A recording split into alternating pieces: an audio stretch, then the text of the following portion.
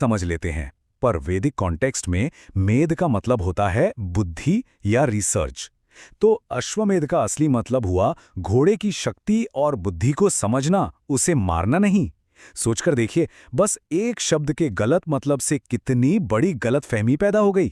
और ऐसी ही कहानी यज्ञ शब्द के साथ भी है। यज्ञ का मतलब सिर्फ आग में कुछ डालना नहीं होता। यज्ञ एक क्रिया है, एक ट्रांसफॉर्मेशन का प्रोसेस। ये किसी चीज को एक फॉर्म से दूसरे बेहतर फॉर्म में बदलने का एक पवित्र काम है।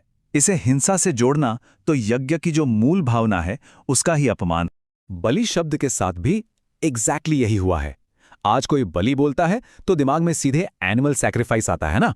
लेकिन वैदिक परंपरा में बलि का मतलब था सात्विक भेंट, जैसे कद्दू चढ़ा दिया, नारियल या आटा। यहां हिंसा की तो कोई जगह ही नहीं थी। मतलब जो आज माना जा रहा है और जो असली वैदिक परंपरा थी, उसमें जमीन आसमान का फर्क है, बिल्कुल साफ।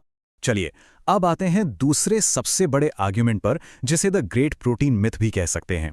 ये बात हम सबने सुनी होगी कि अरे भाई, अच्छी हेल्थ और प्रोटीन के लिए तो मीट खाना ही पड़ेगा।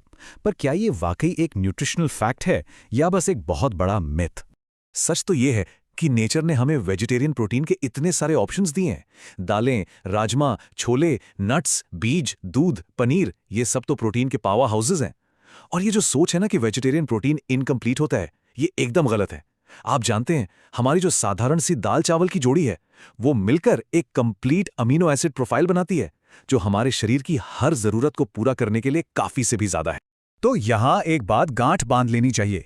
ये जो प्रोटीन का तर्क है ना, ये अक्सर एक बहाना या अपने आप को जस्टिफाई करने का तरीका होता है, कोई असली जरूरत नहीं। साइंस और न्यूट्रिशन के फैक्ट्स बिल्कुल क्लियर हैं। एक बैलेंस्ड वेजिटेरियन डाइट हमारी प्रोटीन की जरूरतों को पूरा करने के लिए मोर देन इनफ है। ओके, तो अभी तक हमने बात की शास्त्रों की और शरीर की।